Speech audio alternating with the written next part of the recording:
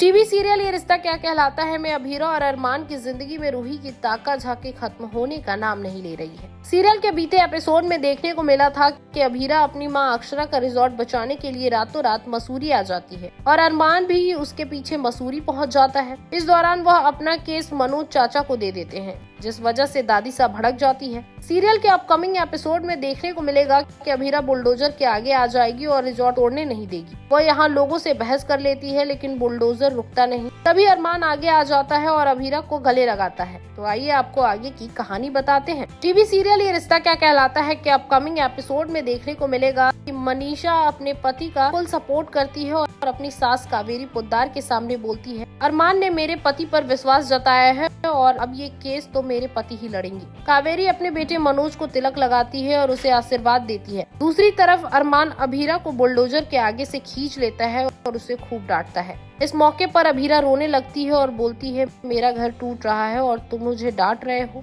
अरमान अभीरा को शांत करवाता है और वकील को बताता है कि वह इस रिजॉर्ट को बनाएगा। शो में आगे देखने को मिलेगा कि विद्या और मनीषा अरमान को फोन करती हैं और बोलती हैं कि उसे अभीरा का ध्यान रखना चाहिए। इस बीच मनोज आकर अपने केस जीतने की बात सुनकर सबको खुश कर देता है। तभी रूही बार बार अरमान से पूछती है कि वह कब वापस आ रहा है। तब अरमान बताता है कि वह अभी कुछ दिन यहीं रहने वाला है। ये सुनकर रूही खुश नहीं होती। अभीरा एक पेपर रेडी करती है जिसमें अरमान को 1-1 रुपए देने की बात लिखी होती है। वह इस बात के लिए तैयार नहीं होता है कि अरमान उसका रिजॉर्ट रेडी करवाएगा। दोनों के बीच थोड़ी बहस होती है और तभी अभीरा अरमान पर गिर जाती है। इस दौरान दोनों ही एक दूसरे की आंखों में खो जाते हैं। सीरियल में आगे देखने को मिलेगा कि अभीरा और अरमान की मसूरी में प्यार भरी नोकझोंक चलती रहती है। दूसरी तरफ पोद्दार हाउस में मनीषा अपनी सास से माफी मांगती है और मनोज भी अपने माँ का आशीर्वाद लेता है। तब मनोज अपनी जीत की खुशी में माँ से बोलता है, आप प्लीज अरमान को माफ कर दीजिए, अब तो हम केस जीत गए हैं। इसके बाद मनीषा अपनी सास से उनके हनीमून के किस्से पूछती है। ये सुनकर सभी खुश हो जाते हैं।